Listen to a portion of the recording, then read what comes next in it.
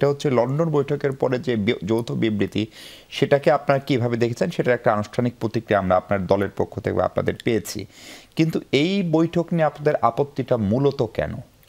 আপনাকে ধন্যবাদ এবং 200 আলোচককে শুভেচ্ছা। প্রাথমিকভাবে আমরা এই বৈঠকটাকে স্বাগত জানিয়েছি যে বাংলাদেশের রাজনৈতিক সংস্কৃতিতে আলাপ আলোচনার কোনো সুযোগ নাই।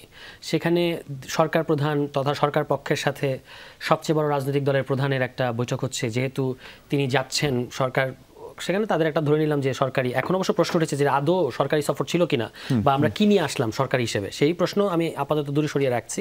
তবু সরকার লন্ডনে যাচ্ছেন, সরকার প্রধান সেখানে বাংলাদেশের সবচেয়ে বড় দলের প্রধান অবস্থান করছেন, তার সাথে একটা মিটিং হবে, এটা কিন্তু খুবই ওয়েলকামিং। আমরা আগেও যখন আপনারা আমাদের প্রতিক্রিয়া জানতে চেয়েছেন এই মিটিংয়ে আগে, আমরা বলেছি যে এটা ভালো ঘটনা। পরবর্তীতে যেটা ঘটেছে সেটা হলো যে এই মিটিংয়ের পরে যে যৌথ বিবৃতি, এটা তো আসলে একটা দ্বিপাক্ষিক বিবৃতি হয়েছে সরকার এবং বিএনপির মধ্যে। যৌথ বিবৃতি, নির্বাচন এগিয়ে আনার এত বড় এত গুরুত্বপূর্ণ সিদ্ধান্ত, এটা আপনি জাতীয় ঐক্যমত্য কমিশনের সমস্ত আলোচনাকে প্রধান উপদেষ্টা আসলে অর্থহীন করে ফেলেছেন। এই যৌথ সরকার এগিয়ে আনার কেন বলছেন? আগে কি দিনক্ষণ নির্ধারিত ছিল? না, এই যে এপ্রিলে তো প্রধান উপদেষ্টা এপ্রিলের কথা বলেছেন, এখন দাবি উঠেছে বিএনপির তরফ থেকে কিংবা অন্যান্য অনেক দল, কিছু কিছু দল বলেছে যে এটা ডিসেম্বরে ঠিক ছিল। তো সেই তার মানে হচ্ছে আবার আপনাকে সেটেল ডাউন করতে হবে মাসটা। সেটা আপনি করবেন কোথায়? ফোরাম কোনটা? জাতীয় ঐক্যমত্য কমিশনের সভাপতি তো প্রধান উপদেষ্টা নিজে, এবং তিনি ঘটা করে দ্বিতীয় পর্বের উদ্বোধন করলেন, আমাদেরকে ডেকে নিলেন সকল দলকে, আমরা কথা বললাম। তাহলে যৌথ বিবৃতি সেটা হতো যদি আপনি সমস্ত দল নিয়ে শুধু আপনি অন্য সব কি বিষয় সংস্কার করবেন পরে করেন, আগে এই বিষয়ে যদি নির্বাচনের তারিখ কি প্রধান উপদেষ্টার সময় থাকবে নাকি নতুন কোনো তারিখ হবে, এই এজেন্ডায় আলাপ করে সকল দলকে নিয়ে যদি আপনি একটা স্টেটমেন্ট করতেন, দ্যাট উড বি মানে জয়েন্ট স্টেটমেন্ট। এখন যেটা হয়েছে এটা হচ্ছে বাইল্যাটারাল স্টেটমেন্ট, এবং এটাও নজিরবিহীন। সরকারের সাথে একটা রাজনৈতিক দলের এরকম বিবৃতি হয় কিনা, যেহেতু আমাদের কাছে মনে হয়েছে যেমন ওই যে ভাই বলেন যে বিবৃতি কি তারিখ এগিয়ে আনা হয়েছে নাকি না, আমরা তো গুঞ্জন শুনতে পাচ্ছি কিছু কিছু পত্রিকা, না সেটা তো খুবই স্পষ্ট পরিষ্কার বিবৃতি আমরা শুনেছি আমির খসরু মাহমুদ চৌধুরী এবং জাতীয় উপদেষ্টা। সেক্ষেত্রে বিএনপি যারা কথা বলেছে এরপরে এই বিবৃতি মানে এই মিটিং এর পরে, তারা কিন্তু ফেব্রুয়ারিতে মানে জোরারোপ করছে। এটাও কিন্তু মিটিংয়ের যে মানে এক ধরনের বলবো যে ডেকোরাম, সেটাকে একটু লঙ্ঘন করা হয়। কারণ এখানে বলা হয়েছে যে এই হলে ফেব্রুয়ারিতে ইলেকশন করা যেতে পারে। এখনও অফিসিয়াল কিন্তু এপ্রিলই ধরতে হবে, তাই না? সেখানে তারা বলেছে যে যদি আমরা প্রস্তুতি সম্পন্ন করতে পারি, যদি দৃশ্যমান কিংবা পর্যাপ্ত অগ্রগতি হয় বিচার এবং সংস্কার প্রশ্নে, তাহলে ঈদের আগেও এটা হতে পারে। কারণ আমাদের যদি কাজ শেষ হয়ে যায়, তাহলে আমার ডিসেম্বর টু জুনের মধ্যে যে কোনো ডেটের ব্যাপারে তো আমরা আগে পজিটিভ ছিলাম, সেটা নিয়ে কিন্তু সমস্যা না। সমস্যাটা হচ্ছে এই জয়েন্ট স্টেটমেন্ট।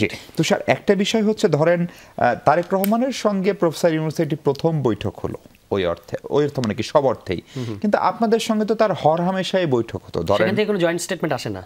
হ্যাঁ, কিন্তু উনি পদত্যাগ করতে চান কি চান না, ওনার সব কথা ওনার প্রেস সেক্রেটারি বলেন, কিন্তু উনি পদত্যাগ করতে চান এটা আপনার পার্টির প্রধান বললেন, তিনিও তো একটি দলের প্রধান। ফলে তখন বিএনপি যখন আপত্তি করে, ফলে আপনারা তখন মনে হতো যে আপনারা ডক্টর ইউনূসের লোক বা আপনারা সরকারি দল, এখন ইউ অ্যাক্ট লাইক আপনার অপোজিশন। মানে হঠাৎ করে একটা বৈঠক সব সিনারিও পাল্টে দিল। এটাই হচ্ছে আমাদের তো একটা রাজনীতি আছে, এই রাজনীতির সাপেক্ষে সবসময় আমরা মানে জেনারেলি এই গভর্নমেন্টকে সমর্থন করি, ঐতিহাসিক হিস্টোরিক্যাল নেসেসিটির জায়গা থেকে সবাই করে, কিন্তু আমরা তো আমাদের রাজনীতিকে স্যাক্রিফাইস করে কখনো সরকারের সমস্ত কিছুকে ডিফেন্ড করার জন্য এখানে আসি নাই রাজনীতি করতে। আমরা যেই সমস্ত কাজকে আমরা মনে করি যে এই গভর্নমেন্টের হিস্টোরিক্যাল ম্যান্ডেট, সেটার যখন এটা ভায়োলেট হয় কোনো কোনো ক্ষেত্রে, বাজেটের ক্ষেত্রে যখন আমরা মনে করেছি যে এটা আসলে গণ অভ্যুত্থানের পরের বাজেট এরকম হওয়া উচিত না, আমরা সমালোচনা করেছি, ইসি নিয়ে আমরা সমালোচনা করি, সবটাই তো হবে আপনার পলিটিক্সের সাপেক্ষে। তো সেইটা এখনো আছে, এবং প্রধান উপদেষ্টা কিন্তু অনেকগুলো আপত্তিকর কাজ আসলে করেছেন, বুঝে করেছেন কি না বুঝে করেছেন জানি না, এত বড় মন্তব্য করা ঠিক হবে না আমার ব্যাপারে, এমনি তো এই অভিযোগ আছে, আমি এগুলো বলি। প্রধান উপদেষ্টা তো অলরেডি কি প্রক্রিয়া সংস্কার হবে এটাও বলে দিচ্ছেন, তাহলে জাতীয় ঐক্যমত্য কমিশনের আলাপ আপনারা প্যাক আপ করেন, দরকার নাই তো এই আলোচনা। এই যে আমাদেরকে 17 তারিখ আবার ডেকেছেন, ঈদের আগের দিন উনি ওই জাতির উদ্দেশ্যে ভাষণে বললেন যে আপনারা কথা নিয়ে নেবেন রাজনৈতিক দলগুলোর কাছে, যে নির্বাচনের পরে সংসদের প্রথম অধিবেশনে তারা যেন সংস্কারগুলো করে। আবার লন্ডনে গিয়ে আপনি বললেন যে গণভোটের অর্থহীন ব্যাপার, আসলে পাবলিক এগুলো বুঝে না, মানুষ তো টাকা দিয়ে ভোট কেনে।